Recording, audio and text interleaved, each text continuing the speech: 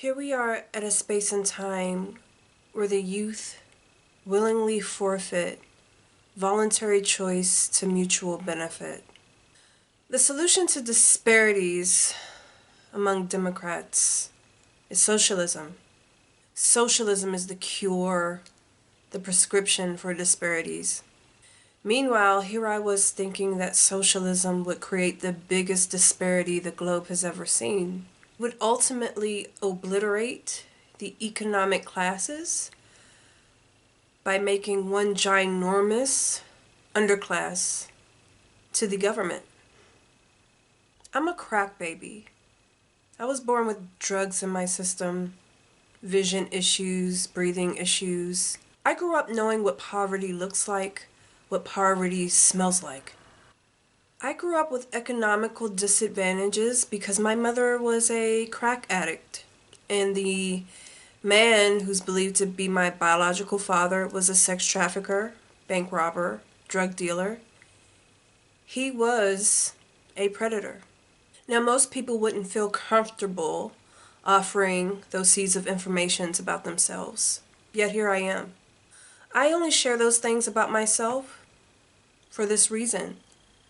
I know what it feels like to work hard, to work towards something. I didn't have my biological parents there to supply financial needs. I've worked very hard in my life. I didn't have a choice.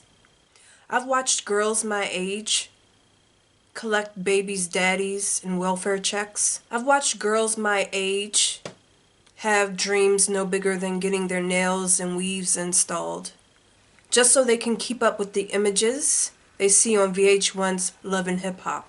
The odds I've faced weren't the hardest things that I've had to confront. I used to think that identifying my mother's dead body at a morgue after she overdosed behind a Burger King dumpster was the hardest thing I've ever had to overcome. I was wrong. By far the hardest thing I've had to overcome was listening to an Englishman tell me that scarcity doesn't exist, that big government will win, that despite how hard I bust my ass to attempt to get to the middle class, I deserve to have my possessions shared amongst the community because it's ill-minded to do the opposite. I'm ill-minded for not wanting to share my sole possessions. I was told that I should be tasked with being taxed by the government excessively, if that's what it takes to rid disparities across the United States of America.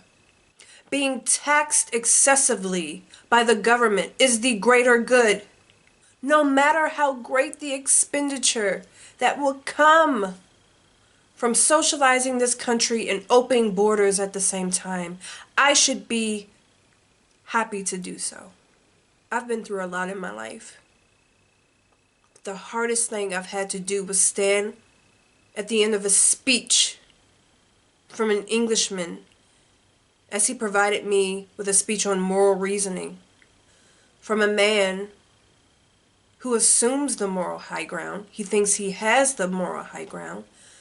However, he won't reach inside his own wallet to offer a third or fourth of his paycheck to those refugees he wants to save.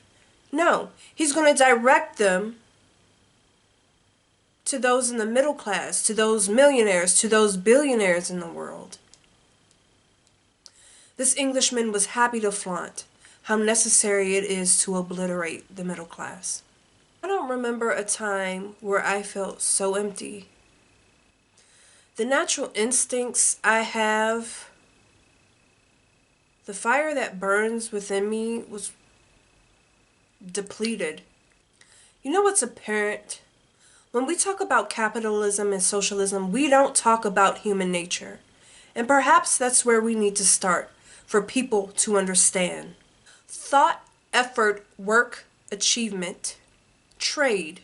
These are the requirements of human life. Yet no one has made the attempt to ponder what life would be like if we penalize the entrepreneurs, the doctors, the creators, the inventors of society. According to altruists, thought, work, effort, achievement, these things must be sacrificed. And the basis for making such a reckless sacrifice is framed around the time that white men showed up to this country with guns, germs, and steel. Oh, and there was also slavery.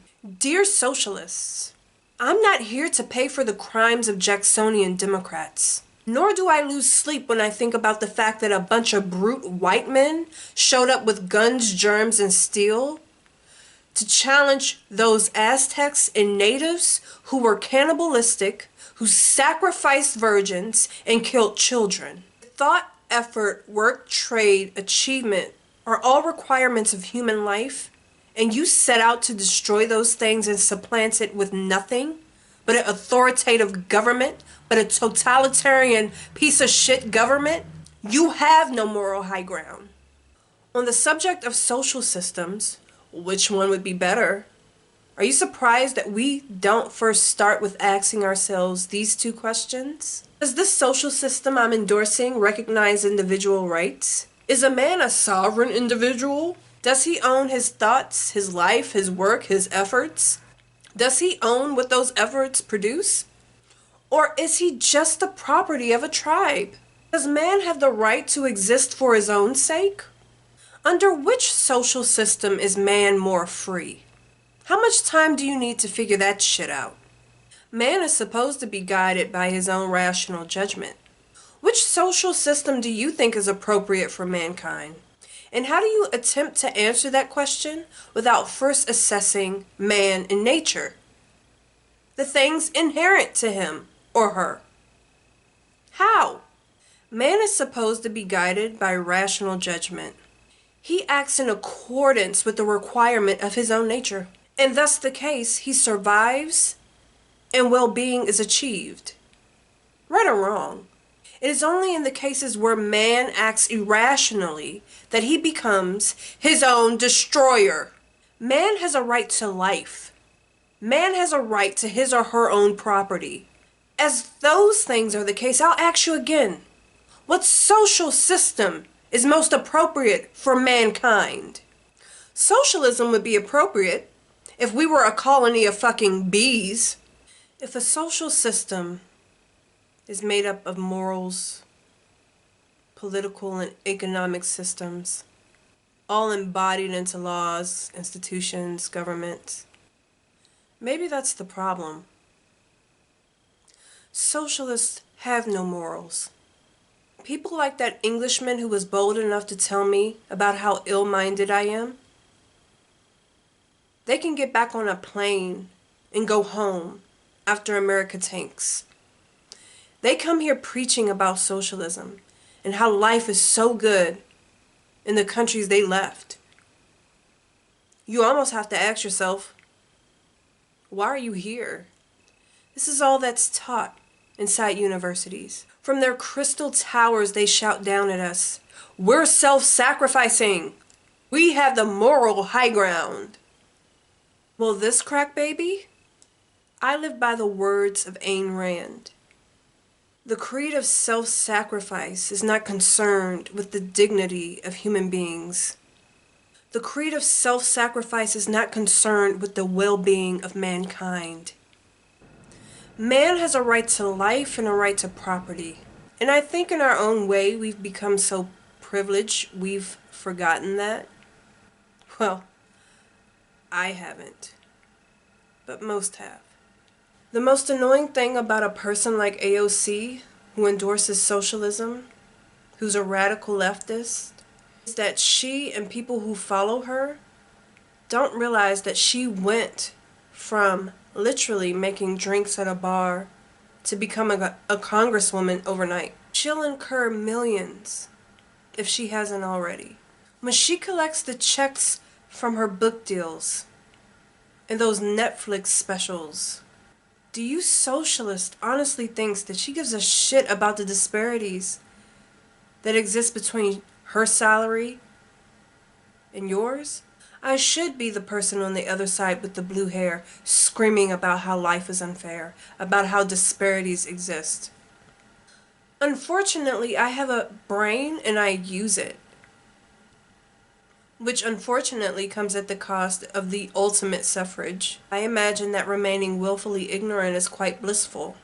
After exchanging those words with that Englishman, who's for big government, for voting in our elections, after he told me that scarcity doesn't exist, after he told me that socialism is going to cure disparities, I couldn't help but realize that disparities, they're a product of scarcity, and that he's a fucking idiot.